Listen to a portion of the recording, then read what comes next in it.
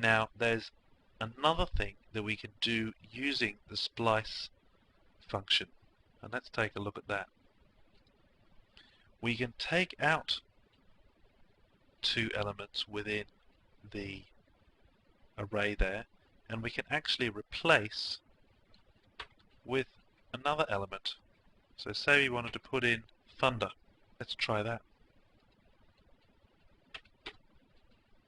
Once again, it took away sun showers, it took away blue sky, but it put its own element back in its place.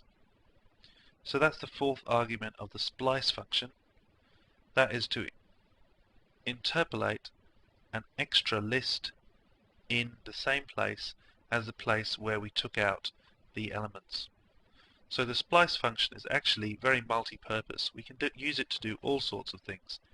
For instance, if we took the number 2 and made it 0, we're actually telling the splice function, if we look at the arguments in order, first of all, this is the array that we want to work on.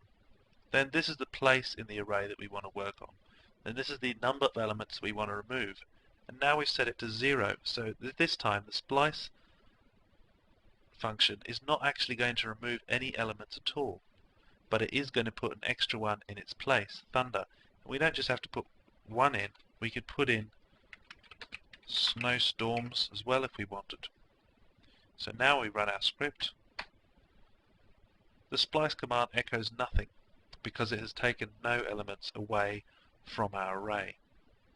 Once again, we've put in thunder, and we've also put in snowstorms into the array, and it's popped those in at the position 1, which is the second element, and sun showers, blue sky and drifting fog have all moved up to make room.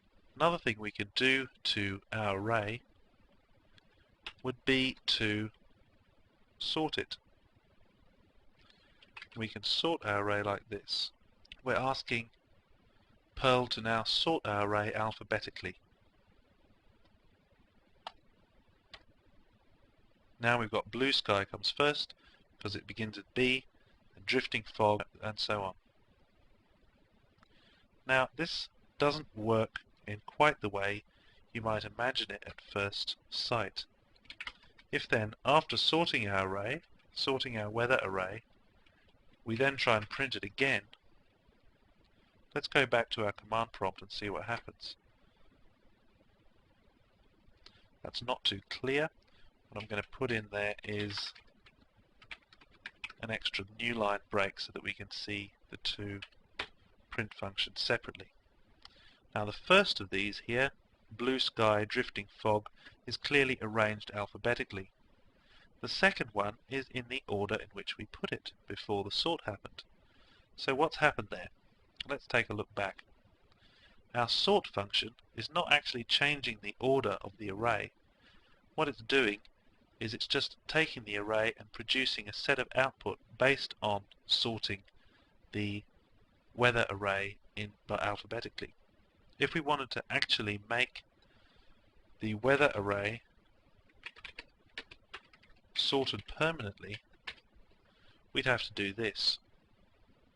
We'd have to take the weather array here, sort it, and then set the value of the weather array to the output from the sort function.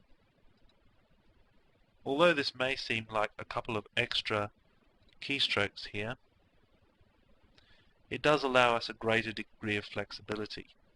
We're able to perform functions like sort on our arrays, but we don't necessarily have to alter what's in the array permanently.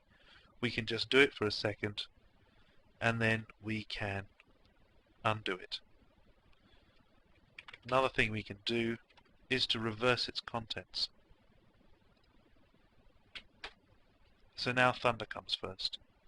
Once again, however, the reverse function works exactly the same way as the sort function, in that it doesn't make any changes to the contents of the weather array unless we specifically tell it to by doing something like this.